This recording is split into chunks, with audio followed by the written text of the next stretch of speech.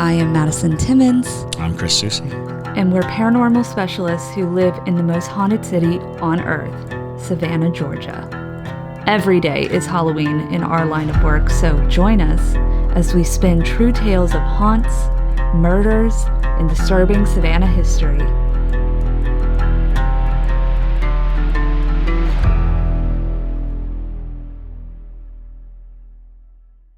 I'm Madison. I'm Chris. And welcome to the most haunted city on earth. Hello and welcome to another episode of the most haunted city on earth. My name is Madison Timmons. I'm Chris Soucy. And today we are going to be covering the idea of residual hauntings and intelligent hauntings and what the difference is, maybe some examples, different experiences that we had, and we're just going to talk about that because we've mentioned it a lot on the podcast, but I don't think we've... It comes up a lot. It's like one of the bases of, paranormal everything, but I don't think we've thoroughly really discussed exactly what they are.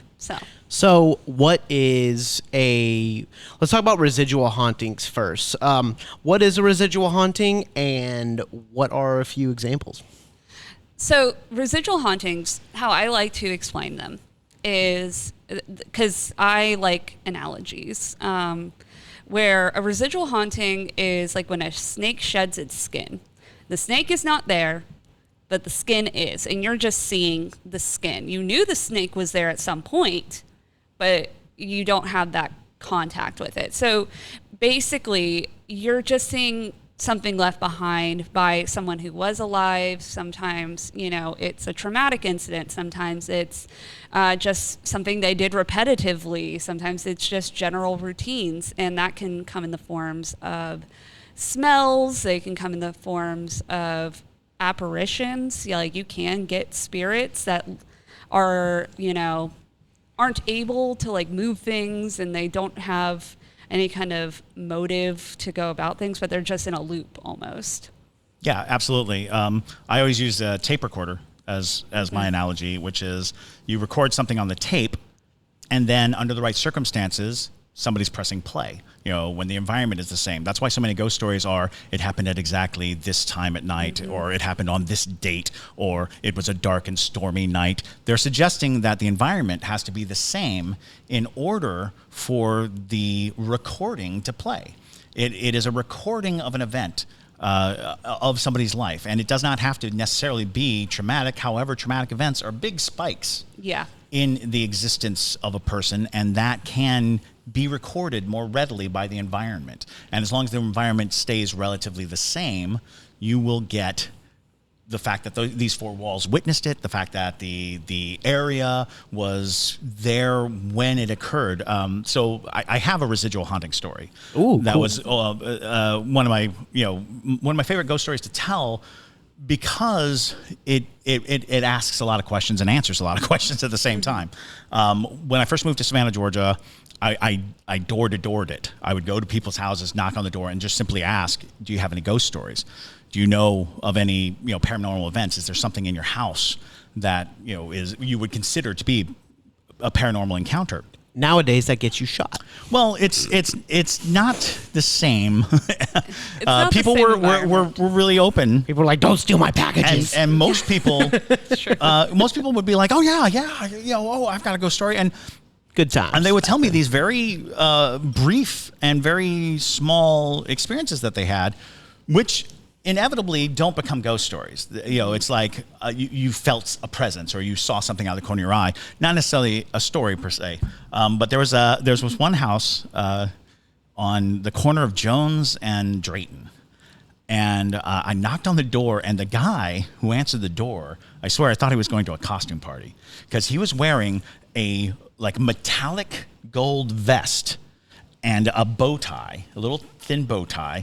And he owner of the Savannah Bananas? No. We're talking metallic gold. It looked very nice. Yeah. But it was odd. He looked like Rhett Butler. He even had the thin mustache. And he had a gigantic novelty martini glass and a cigarette in a cigarette holder. Wow. And so he answers the door like this, and I'm just like, oh my God. And he's like, well, what can I do for you? And I'm like, I would like I'm just going around asking, do you have any ghost stories, any paranormal activity, any, supernatural events? And he was like, well, yeah, get on in here. And he walks away, and I kind of walk behind him. And he's like, I'll be right back. And he leaves me in his going to get his living room. Chick-fil-A? I mean, his KFC? Yeah, I don't know. He was gone. No, and he sounded like Foghorn Leghorn. Yeah. He had this amazing Southern accent. So wow. he disappears. I got a ghost story. Right. And he goes, and about 10 minutes later, he comes back, and he's like, well, you have not made yourself at home. And I'm like, no.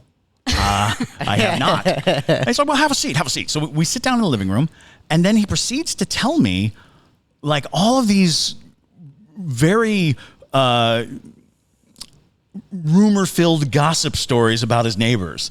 And he's just going off on them and telling me all of the dirty details of who's sleeping with who and what's happening and all this stuff. And I'm just like, the tea. Okay, the tea. He's giving me the tea. Yeah. And I'm like, oh, okay, all right. And so, after a considerable amount of time, I'm like, well, I gotta go.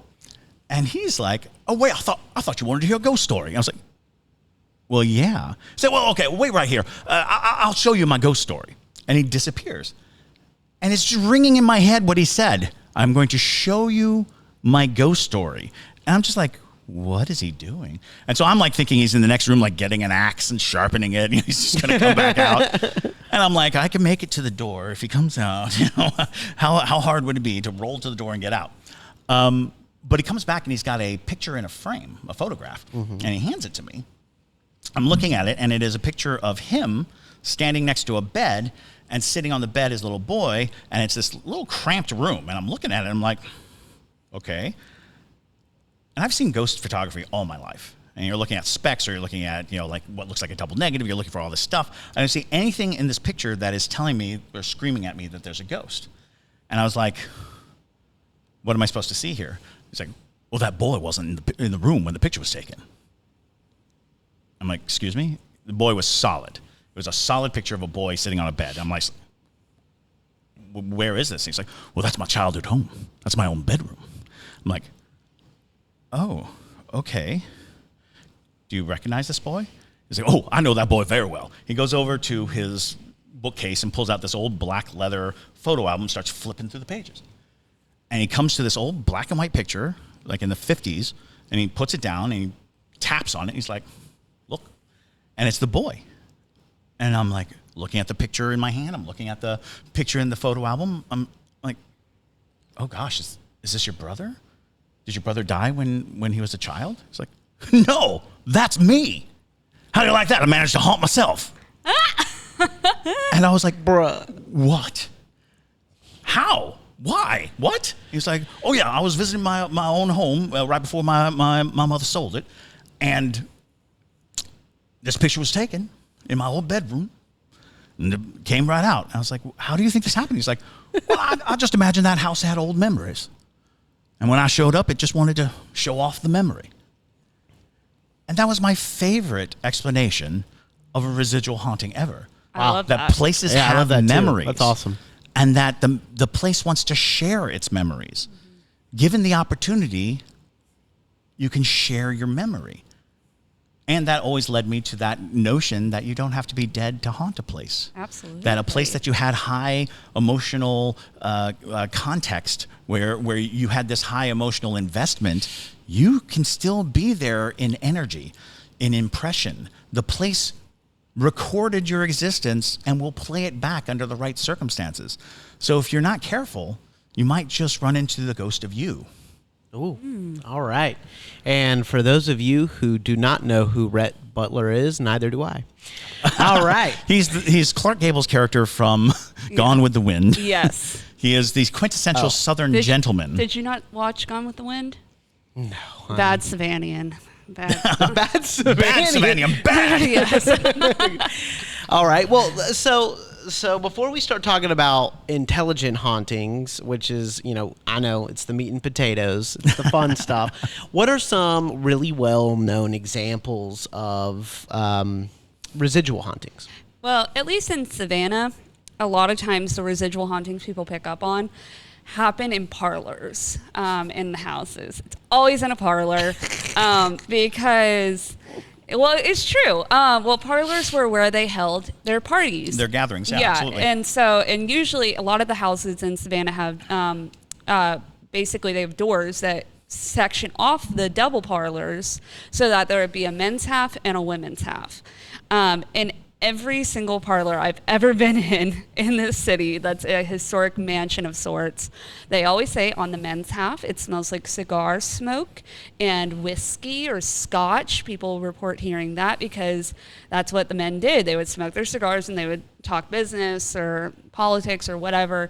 And then always on the women's side it smells like perfume or, tea or things like that, because that was where the women would be. So I feel like that's like the biggest examples of residual hauntings in Savannah, is because people everywhere you go, because it was a common occurrence that happened once a month, or sometimes even more than that. So it leaves impressions on those homes, and you're picking up on them still. I think the most famous residual haunting in Savannah, at least, is the Marshall House.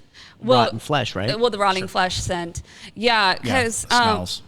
So with the Marshall House, a lot of people loved saying that it was a demonic entity inside the Marshall House because it has that rotten flesh scent that fills rooms 313 and 314. And so usually, when you get the smells of sulfur and things like that, it's usually associated with demons, but it's because of the fact that it was a union hospital at the time, and people came there to get amputations, and a lot of times they died from those procedures because of their horrific infections that they would get. And those infections obviously are going to have smells with them, and it's going to smell like rotting flesh, and it's kind of just left an impression on the hotel. Unfortunately. Well, and also music is a good a good residual haunting. When you hear about music, people hearing music is an interesting thing, because it's not a band is somewhere playing. There's a ghost band making music. Mm-hmm. It is this lingering recording of an event or a recording of something that if you go by, and this was actually in the newspaper in the early 1900s, a story about late night by the Savannah Theater, hearing audiences clap and hearing music from inside.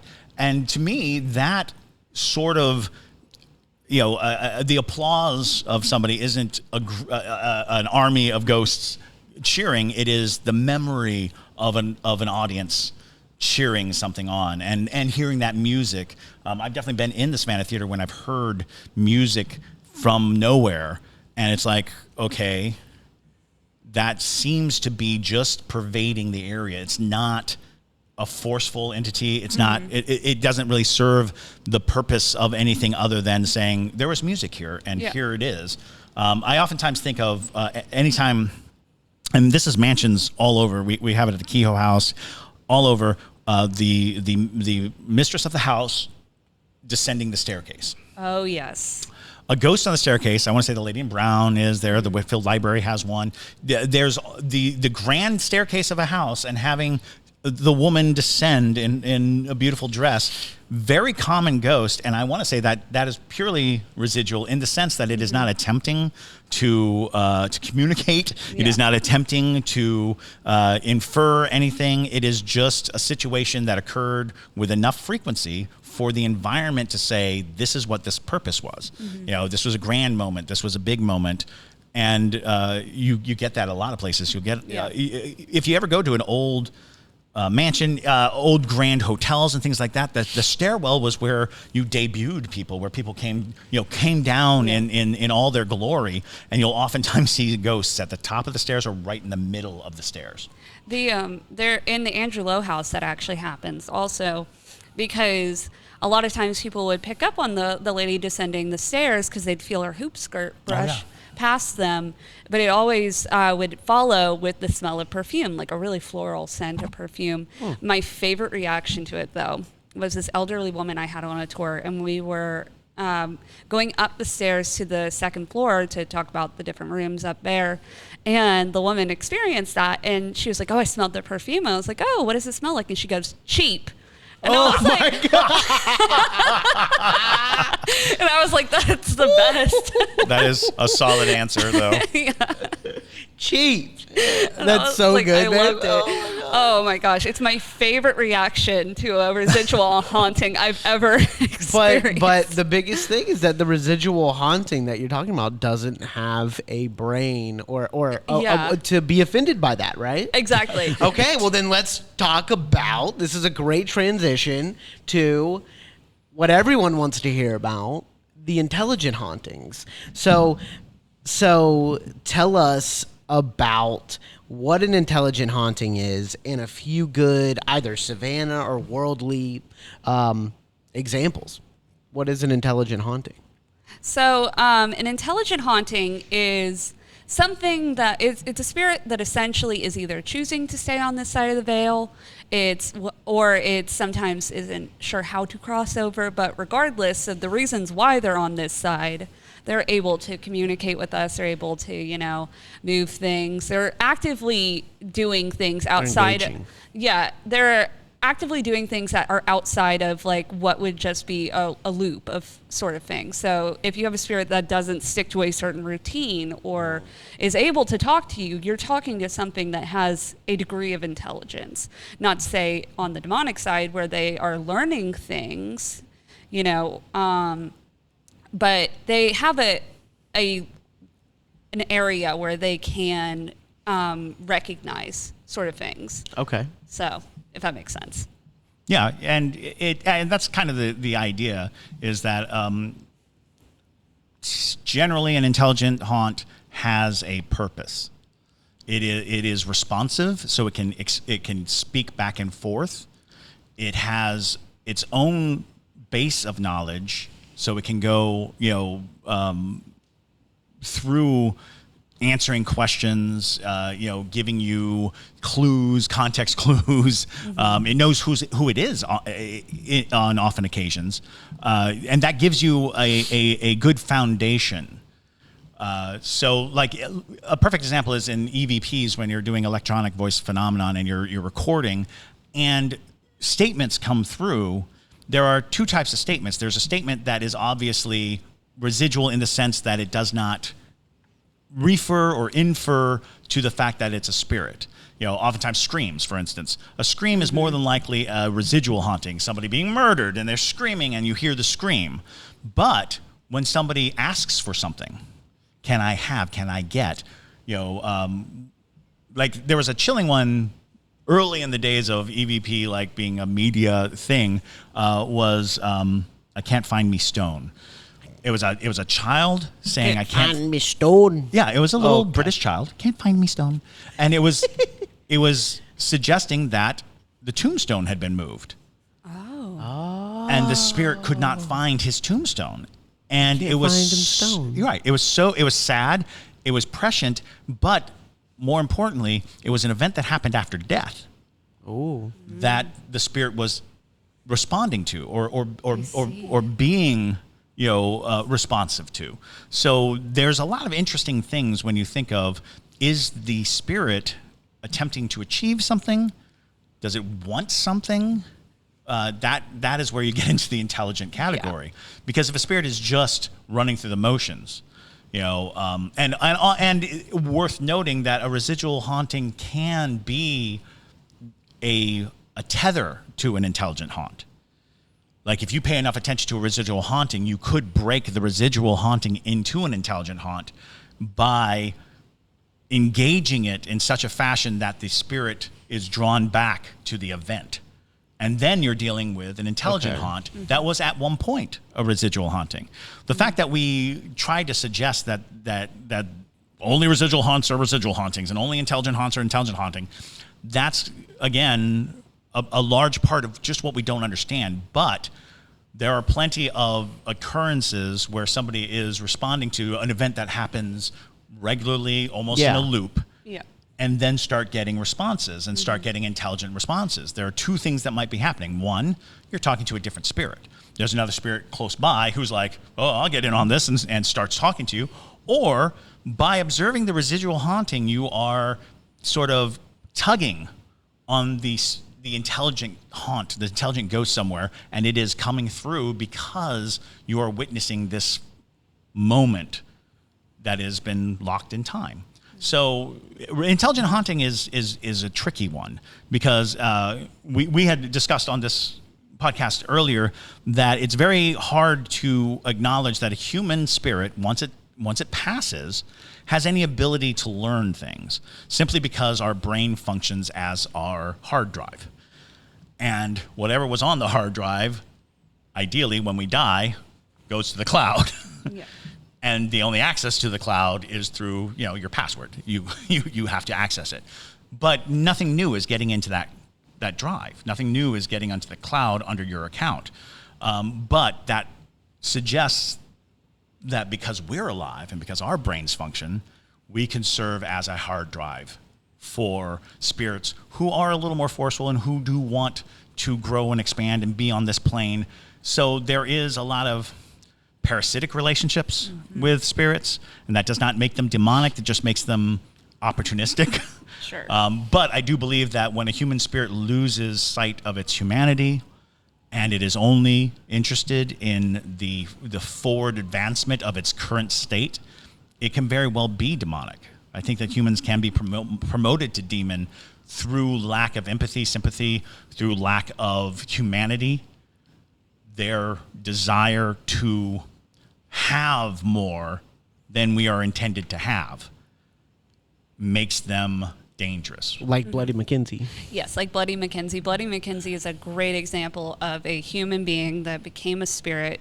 Well, he's a poltergeist, but he became a spirit and lost all empathy. What little empathy he had already. He had no empathy. Yeah, he was a psychopath. If you haven't listened to the Bloody Mackenzie episode that we did for One to Wicked, which is now become a part of this channel, definitely listen to it because he was a horrific human being in life and even worse in the afterlife. But, he was great. He's a perfect example of a He's spirit like my favorite. becoming He's like my favorite entity. demonic Yeah. of sorts. But on the other side of an intelligent haunting, something that is able to communicate with us, in the Lake Shawnee mobile podcast that JT and I just did, where we went to Lake Shawnee Abandoned Amusement Park, we were able to communicate with the little boy spirit that, well, at least what we believe is the little boy who passed away by drowning in the pond. Oh, yeah. Yeah, the one that got his arm stuck. That would be an intelligent... Well, yeah, because I was able to ask him, like, hey, can you make the pinwheel spin faster? And he was able to do it, even though there was no wind. There was no wind. It was the craziest thing. Yeah, because at first... It was crazy. You got to see it on YouTube. Like, I'm not kidding. And when we said goodbye, he did, like, a little do-do-do-do with, like, the pinwheel. And, like, that's an intelligent haunting. Like, he wasn't really, like asking for, new information or anything. He just wanted to interact with us in that way. And so that's how a lot of intelligent hauntings kind of behave. They Sure. just want to interact. Right. Usually. The moment that you have that kind of interaction, the response to a question, and you'll see this in countless types of ghost hunting where you're like, could you turn this light on? Can you pass by Yes. this? That is an intelligent haunting because it is responding to you. It is interacting with you, and that becomes a whole different category of connection. If a spirit hears you, because I believe that it is rare for spirits to see the living, as rare as it is for the living to see spirits. So it has to happen in certain formulas. When you think about it in the grand scheme of the world, the haunted locations, the truly markedly haunted locations, are actually very finite and very small in comparison to every house that's ever been built, in comparison to every graveyard, to every grave, every person who ever lived. It's infinitesimally small, the number of ghost stories. I mean, it's everywhere, but it does give you this idea of the rarity of it, because I think that spirits exist on a spiritual plane, and they don't bump into humans all the time. And humans living in the human plane don't bump into spirits all the time. Present company just excluded, unless you are, I think just as there are humans who have a special ability to see and interact, there are spirits that have special abilities to see and interact. That becomes this wonderful convergence when you can find somebody on both sides of the veil who have the communicative ability to express and to talk. Because even in these haunted, intelligent haunting moments, it's so rudimentary. The connection is very thin, and it isn't conclusive in any way. But that's not to say that they're not trying their hardest on the other side, and we're not trying our hardest on this side. It's just that's how difficult, interdimensional communication is. So I think that every now and then, and we've talked about this a lot on the podcast, when a spirit is connected to you directly, familial, they know you directly, that becomes a much more easy conversation across the veil. Sure. Approaching a stranger ghost and saying, turn on this light. It's going to be a bit of a difficulty to establish that communication or to talk to that, to address that.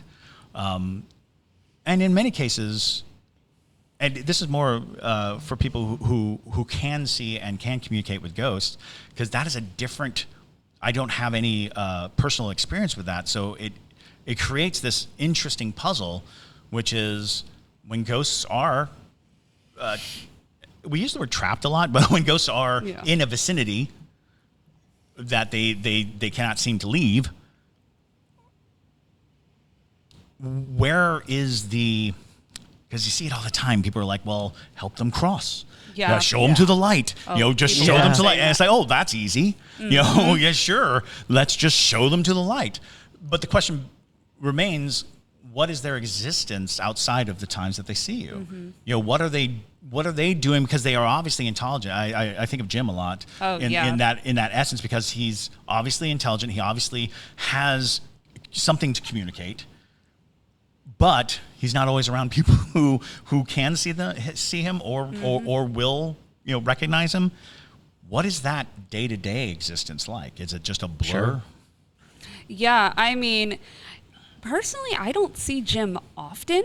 He doesn't really need to. Like, honestly, after he kind of made his peace with what he wanted to communicate, he didn't need to be so like rambunctious, I should say. And that's the whole question is that the goal of a spirit, to have the thing that anchors them here known, because you hear about it all the time. It's like, find the body, where it was buried, find, some, even the rites of burial for the bones becomes an issue of whether or not the spirit can move on or can go on or things of that nature. But being able to tell you what happened to him must have been a part of his process. Yeah.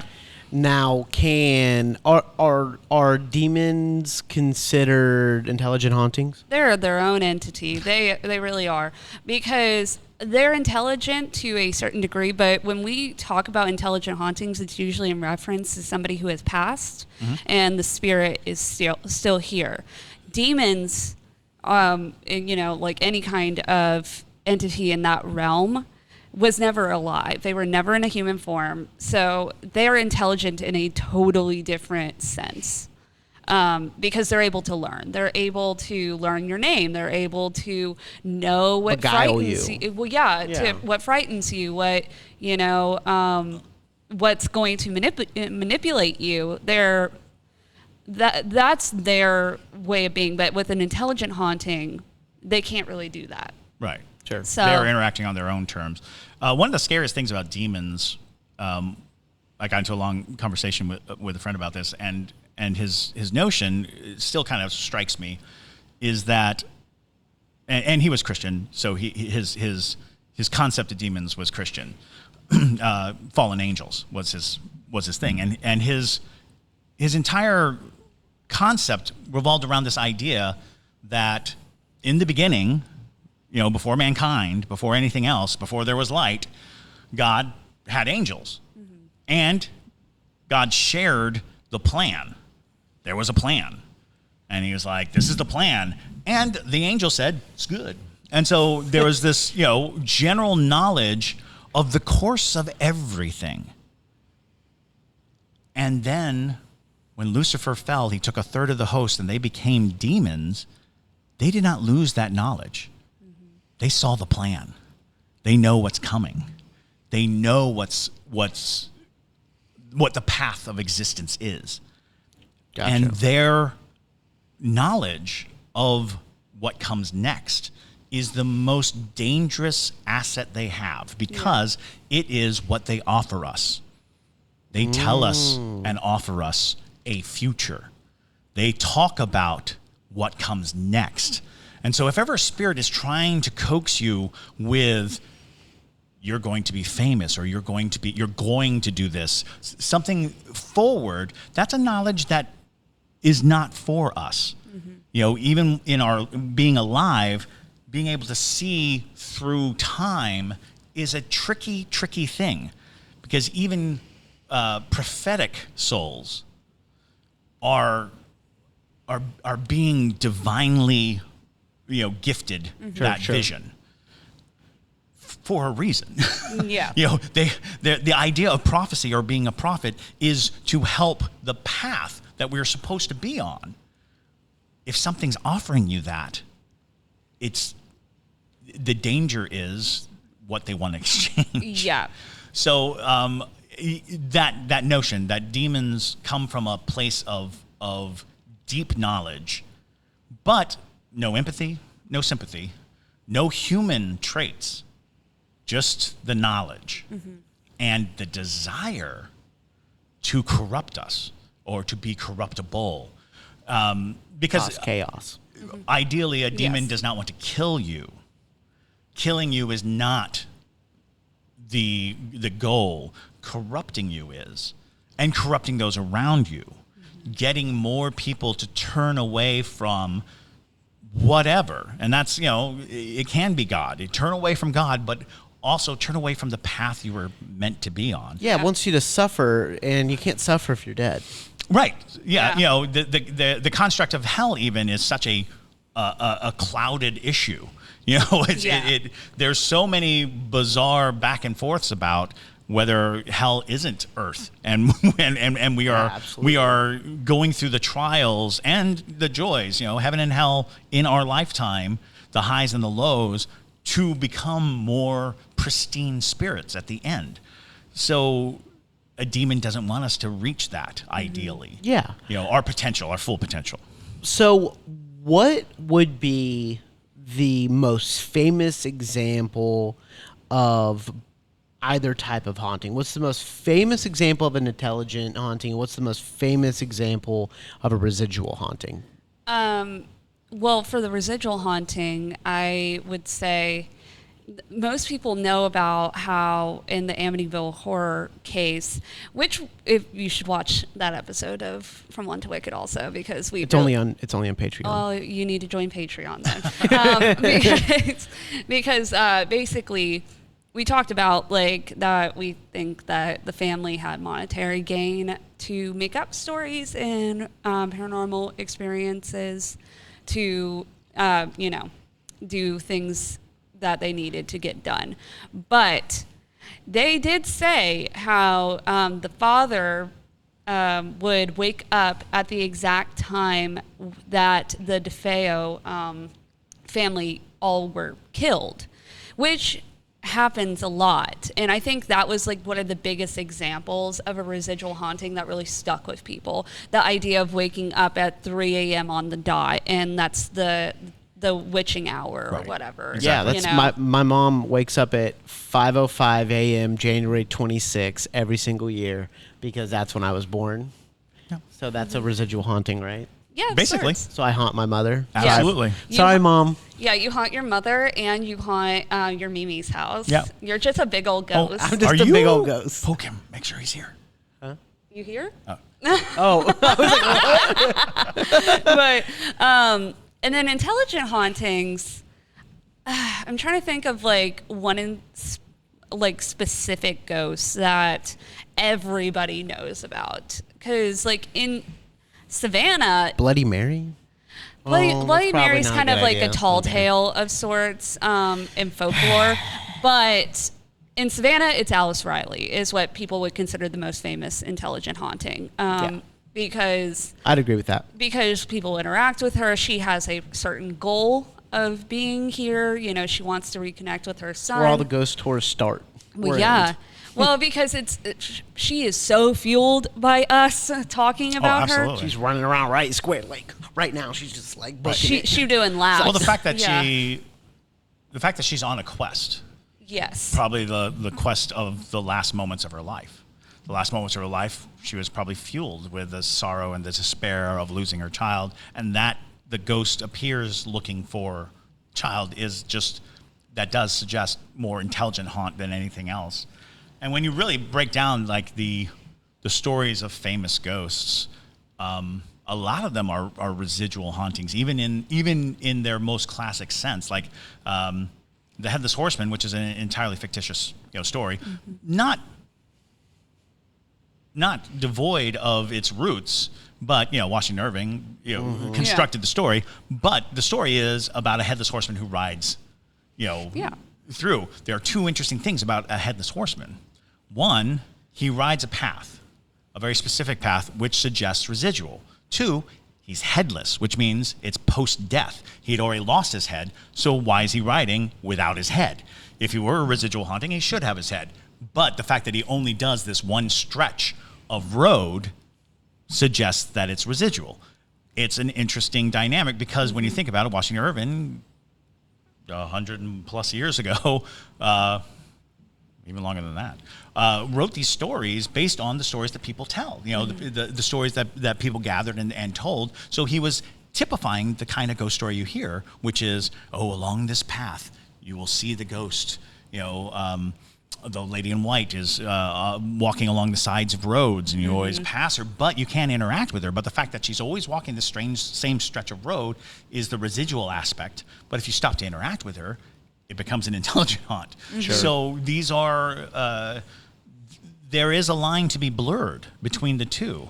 And I always say it's highly dependent on whether the ghost has an interaction for you. Mm-hmm. Ideally, you cannot steer a residual haunt away from its course. It's just doing its thing, over and over again. However, when you have a story that's, the god walked the parapet every night at midnight, and is seen for hundreds of years, and then you go up to the parapet and you're like, yo. And if the ghost stops, it stops being residual. It's now an intelligent haunt. It's now, because it just responded to you. Well, like a good example of that is the story of the girl who died on prom night, and the hitchhiker ghost. Yeah, the hitchhiker ghost. The girl who died on prom night. She's wearing a prom dress, and she's seen usually under bridges or on the side of roads, and people stop and ask her if she's okay. And she asks if she can have a ride home. And she'll get into the backseat of people's car, but when they go to the address that she gave them, she won't be there anymore. Right. So, so many wonderful details get added to that story back and forth. And you can hear that story in almost every town. Absolutely. Almost every town has a hitchhiker ghost, and it's that story told and told and told, and that's fascinating. Mm-hmm. Like the Japanese ghosts after that horrendous tsunami. Oh, yeah. Was it a tsunami? It was a tsunami, Yeah, it was right? a tsunami. Yeah. And I with love the that cab story. drivers. Not even just that, because I thought about that too, but like how there's a ghost of a person that's like soaking wet and like arrives at the front door of people's house and is asking for dry clothes, and the person goes to get dry clothes, and when the person comes back there's like 15 other soaking wet people because they're like, wait, I want dry clothes too. Whoa, that sends like chills down my spine. Would that be intelligent or residual? So the fact that there's a request suggests that it's intelligent. Yeah. And more so the fact that it is a drowned ghost looking for comfort. Mm-hmm. Because conceptually, when you die, you become a spirit form, and that harkens to the idea of dying very quickly and not completely registering you're dead, not completely knowing you're dead. And that I think those are possibly the the most vibrant of ghosts, the ghosts, the recently departed who don't completely understand that they're dead. What happened? Whatever happened so quickly and so fast that their spirit is still like, wait a minute, and trying to function, trying to map out its existence, which also lends itself to the idea that the recently departed might have more agency over things like learning and things like, the hard drive isn't completely down. There may be a while where there's some resource where they can learn and grow and figure out things. Sure. Yeah. Sometimes I wonder, sometimes I think about how my wife would haunt me if like she died before me, God forbid. I would definitely move out into the woods and become a mountain man if that happened. Like legit, I'd just give up and I would just go out. Family have a mountain cabin. I'd just live there probably for the rest of my life. And I feel like I would be like laying down in bed and all of a sudden I'd feel like super cold feet touch my legs. I'm like, oh my God, I'd be like, you suck so bad, Madison. Like, or her hands are always hot because she has trouble with like temperature control. And I feel like I'd feel them on the back of my neck. I'd be like, ugh, what is that? And I just know really that selling she's the there. romance there, I know. GT. No, it's just it's how true would though. she- I how wouldn't would do she- anything nice as a ghost. She I would. wouldn't. That's what I'm trying to say. I'm not a sweet ghost. No, she's not a sweet ghost. But I'd be making a sandwich, and all of a sudden I'd feel someone smack my butt. No, that would be me. yes, And that'd actually be Chris. yes. The my favorite ghosts to interact with though as intelligent hauntings are children ghosts because they're just so much fun. Yeah. But like I just like kid ghosts in general. I think we vibe. But it's It's actually worth noting that children ghosts exist in a different category in my mind. Yeah. Because a child dies with their imagination really intact, and an imagination can serve as a hard drive. An imagination means that you have the ability to make things up and believe them and further your own existence. And as such, that gives you this amazing, and that's why children ghosts are hardy. Children ghosts can last a long time. They don't fade away. You don't hear about shadow children that often. I can't even think of a single instance where I've heard of a shadow child, because the child holds itself together using an imagination that as adults we don't have the same access to, which kind of suggests that maybe imagination is stored away from our physical being. It is something we can tap into and utilize. The divine inspiration concept, the idea that artists are pulling from some other place to fuel their genius. So children, I think, children's spirits are very susceptible to demonic assault. They are very susceptible to negative parasitic entities who are attracted to the fact that the child will not fade or diminish, will be able to define its existence on its own, and can learn, which also makes them dangerous because children are kind of rotten sometimes. And they can be, yes. They can be, and that makes them a little on the dangerous side. Well, there you go. So with that being said, kid ghosts are fun, but avoid the rotten ones.